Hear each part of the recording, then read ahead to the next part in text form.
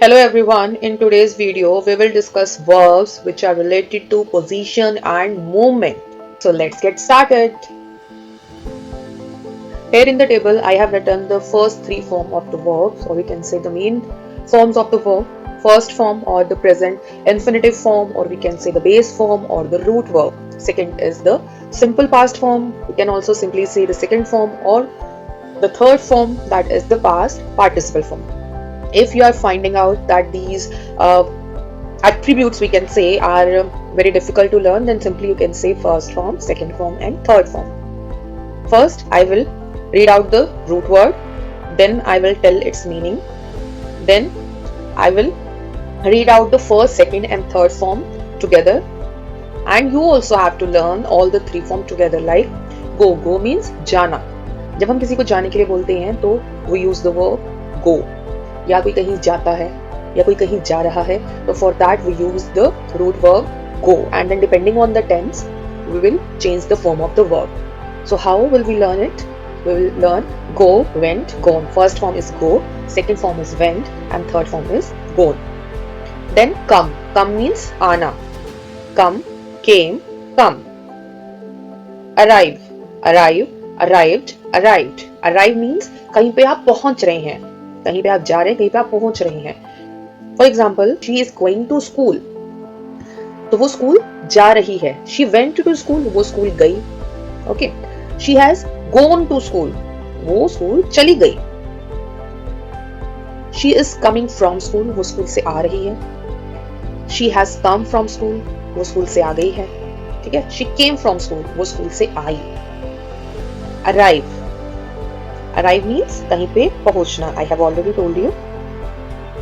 Train arrived at 6 o'clock at the station. तो जो train है वो स्टेशन पर 6 बजे आई. Train is about to arrive at the station. Train station पर आने वाली है. Train departed at 6 o'clock from the station. जो ट्रेन है वो 6 बजे स्टेशन से निकली. She departed at 2:30 from the school. वो स्कूल से 2:30 बजे निकली. क्रॉल. जो बच्चा दोनों हाथ और पैरों से चलता है उसको बोलते हैं क्रॉलिंग. उसको रिडना भी बोलते हैं, उसको गुड़िया चलना भी बोलते हैं. The toddler crawled towards me. Toddler क्या होता है? वो बच्चे जो 2-3 साल के बच्चे होते हैं जो हाथों के बल जो चलते हैं उनको बोलते हैं टोडलर्स. जो थोड़ा थोड़ा चलना सीखते हैं या थोड़ा थोड़े खड़े होना सीखते हैं तो उनको हम बोलते हैं टोडलर्स. Then flee. फ्ली मतलब कहीं से भाग जाना. एस्केप का मतलब भी होता है कि कहीं से भाग जाना. तो ये जो दोनों वर्ड्स हैं, ये जो दोनों वर्ब्स हैं, these can be used as the synonym of each other. इन दोनों को एक दूसरे के पर्यायवाची के रूप में हम यूज कर सकते हैं, बट इनके अंदर एक स्लाइट डिफरेंस होता है. फ्ली का मतलब क्या होता है कि जब आप कहीं से भाग रहे हैं, आपको कहीं पे बांध के नहीं रखा जा रहा, लेकिन आप उसको भाग रहे हैं. For example, soldiers fled from the battlefield. जो सोल्जर्स हैं, जो सिपाही हैं, जो सैनिक है, वो जो रणभूमि थी उसको छोड़कर भाग गए.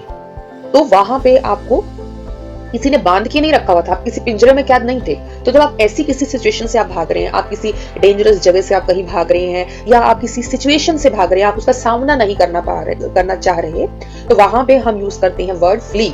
और एस्केप का मतलब होता है जब हमें कहीं पे ट्रैप किया गया है और वहां से आप बच के निकल जाते हैं, तो वहां पे हम यूज करते हैं एस्केप वर्ड का. बट लैक ऑफ वर्ड्स के केसेस में जब हमारा माइंड ब्लैंक हो जाता है तो as a synonym we can use that. Flee और एस्केप दोनों का मतलब ही होता है बच के निकलना या निकल के भागना. बट फ्ली और एस्केप में ये स्लाइट सा डिफरेंस होता है. लीव मतलब आप किसी जगह को आप छोड़ रही हैं. For example, she left the school. I am leaving for my house. तो आप कहीं से जा रहे हैं या आप किसी चीज को परमानेंटली छोड़ देते हैं, उस केस में आप लीव वर्ड का यूज करते हैं. For example, leave this class at once. एक बार में आप यहाँ से निकल जाइए. जब आप किसी को बोलते हैं ना कि अभी तुरंत यहाँ से निकल जाइए, तो leave this class at once, तो एक बार में प्लीज आप चले जाइए. तो flee, fled, fled, escape, escaped, escaped, leave, left, left. Then sit. Sit मतलब बैठना. Sat, sat. I am sitting on the chair. She sat on the sofa. Stand, stood, stood. Stand मतलब खड़े होना. She is standing. She stood by me. जब कोई आपकी back बन के खड़ा होता है, कोई आपकी, आप कह सकते हैं ना कि वो मेरा बैक था, वो मेरा सहारा बन के खड़ा हुआ, उस केस में भी हम स्टैंड या स्टूड का यूज करते हैं। जब आप अपने लिए कोई स्टैंड लेते हैं वहां पे भी हम इस वर्ड का यूज करते हैं। देन लाई, जो हम झूठ बोलते हैं वो होता है लाई, लाइट, लाइट। वो यहाँ पे हमने यूज नहीं किया है क्योंकि यहाँ पे अभी हम पोजीशन और मोमेंट रिलेटेड वर्ड्स ही कर रहे हैं। तो जो फर्स्ट लाई है यहाँ पे, तो लाई, ले, लेन, इसका मतलब है लेटना। I am lying on the bed, she has lain on the sofa, he lay on the bed. और जो ले वर्ड है, ले का मतलब होता है प्यार से संभाल के किसी चीज को रख देना। For example, please lay this glass vase on the table, she laid the lamp on the अलमीरा। लीन मतलब टेढ़ा होना या किसी का सहारा लेके टेढ़ा होके खड़ा होना। You must have heard about the leaning tower of Pisa. He is leaning against the wall. Don't lean against the wall. Rest मतलब आराम करना। Rest, rested, rested. Relax मतलब mentally आराम करना। जब हम इसको बोलते हैं please relax, relax yourself. She relaxed after so much stress. Today she is feeling relaxed. Wait मतलब किसी का इंतजार करना। So again I am reading all the three forms of all these verbs. Sit, sat, sat. Stand, stood, stood. Lie, lay, lain. Lay, laid, laid. Lean, leaned, leaned. Rest, rested, rested. Relax, relaxed, relaxed. Wait, waited, waited. Then stop. Stop means रोकना, इसको रुकने के लिए बोलना। Like please stop here, stop, stopped, stopped, then stay. Stay भी रुकने के लिए ही बोलते हैं। Please stay there, वहीं रुक जाओ। Stay, stayed, stayed. Stay means temporarily कहीं पर रुकना। For example, she's stayed back at the school. From last few months, I am staying at my nanny's house. She stayed at the hotel.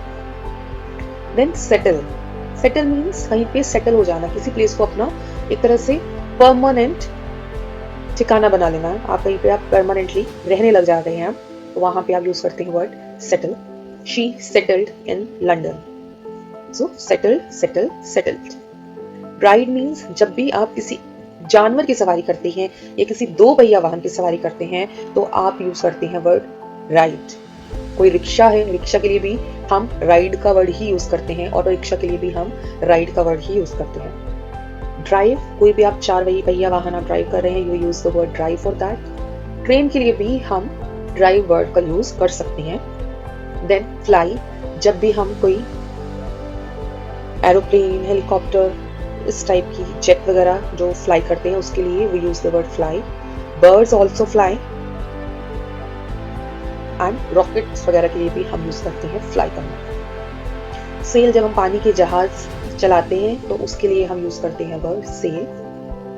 जब कोई चीज हाथ से छूट जाती है या हम कोई हाथ से चीज को इंटेंशनली छोड़ देते हैं तो उसके लिए we use the word drop. Stop, stopped, stopped. Stay, stayed, stayed. Settle, settled, settled. Ride, rode, ridden. Drive, drove, driven. Fly, flew, flown. Sail, sailed, sailed. Drop, dropped, dropped. Fall means गिरना, किसी चीज का गिरना। Leaves are falling from the tree. She fell from the tree. Birds have fallen from the sky. Tumble, tumbled, tumble. Tumble means गिरना. She was about to tumble while coming out of the room. He tumbled from the car. Flop का मतलब होता है थक के निडाल होके किसी चीज के ऊपर गिर जाना। अगर आप बहुत देर से खड़े हुए हैं और अचानक से आपको चेयर दे दी जाए, आपको कोई बैठने के लिए जगह दे दी जाए तो आप जैसे निडाल होकर उस पर गिर जाते हैं, उसको बोलते हैं flop. She flopped down on the table. An old man flopped down on the bench. Sink means डूबना। जब कोई चीज डूबती है उसके लिए we use the word sink. जब कोई इंसान डूबता है उसके लिए we use the word drown. Hammer sank in the river. वो डूब गया। Hammer means हथौड़ा।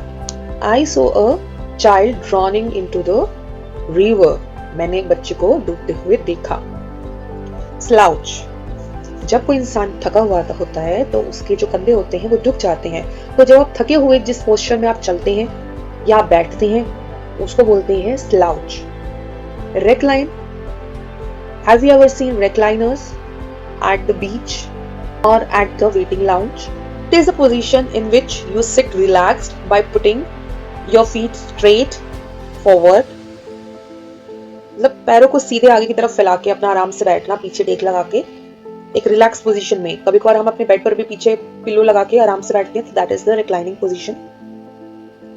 Run, this word you already know, भागना। Fall, fell, fallen. Tumble, tumbled, tumbled. Flop, flopped, flopped, sink, sank, sunk, drawn, drawn, drawn, slouch, slouched, slouched, recline, reclined, reclined, run, ran, run. Okay, I can give you one example of slouch and recline also. She slouched on the sofa. She reclined on the recliner. Then walk, walk means चलना, jog means बहुत slow run करना, बहुत ही slow run करना, उसको बोलते हैं jog करना। Swim means तैरना। डाइव अभी नेक्स्ट में आएगा।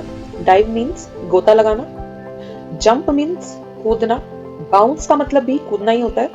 पाउंस, पाउंस का मतलब होता है जब स्पेशली ये एनिमल्स के केस में हम यूज करते हैं, जब कोई एकदम से कूदता है ताकि वो किसी को पकड़ सके, तो उसको बोलते हैं पाउंस करना। For example, tiger pounced on the deer, तो उसने एकदम से छलांग लगा के उसको पकड़ लिया, तो उस पूरी प्रोसेस के लिए we use the word pounced. और जब कोई बर्ड इस तरह से करता है, वो for example if I say that eagle swooped the rabbit और ईगल स्वूप्ड द रैट, तो मतलब वो एकदम से, ये एक प्रोसेस है स्वूप करना, मतलब फ्लाई करके नीचे आना एकदम से झटके से और अपने प्रे को पकड़ लेना। प्रे मतलब अपने शिकार को पकड़ लेना।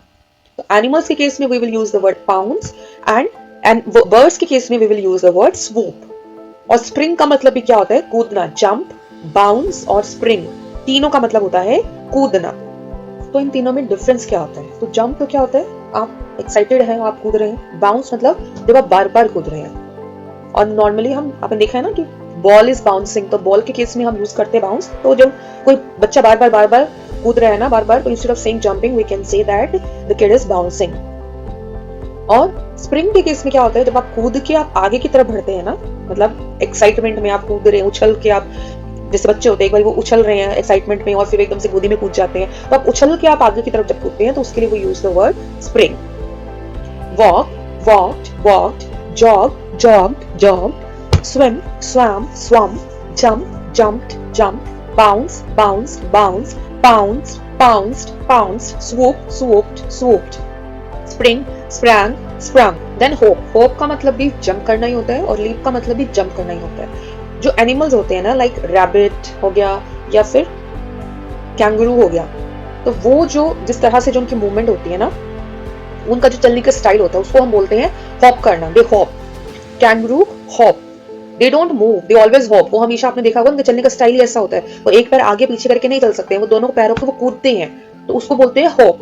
तो जब हम छोटे छोटे स्टेप्स में कूदते हैं उसके लिए वो हम यूज करते हैं वर्ड हॉप, और जब हम बड़े बड़े स्टेप्स में कूदते हैं उसके लिए हम वर्ड यूज करते हैं leap. So this is the only difference between hop and leap. Both means jump. Dive means, I already told the meaning, dive means गोताखोर, गोताखोरी करना, पानी के अंदर जाना। जब आप पानी में कूदते हैं तो पहले आपका सिर अंदर जाता है, लेकिन स्विमिंग के केस में आप पानी के ऊपर तैरते हैं, लेकिन डाइव में आप पानी के अंदर जाते हैं, गोताखोरी करते हैं, पानी के अंदर गहरे जाते हैं। Hop, hopped, hopped, dive, dived, dived, leap, leaped, leaped. I hope you like this video. If you like this video, then please don't forget to like and share the video. And also don't forget to subscribe my channel. That's all for today. Have a great day.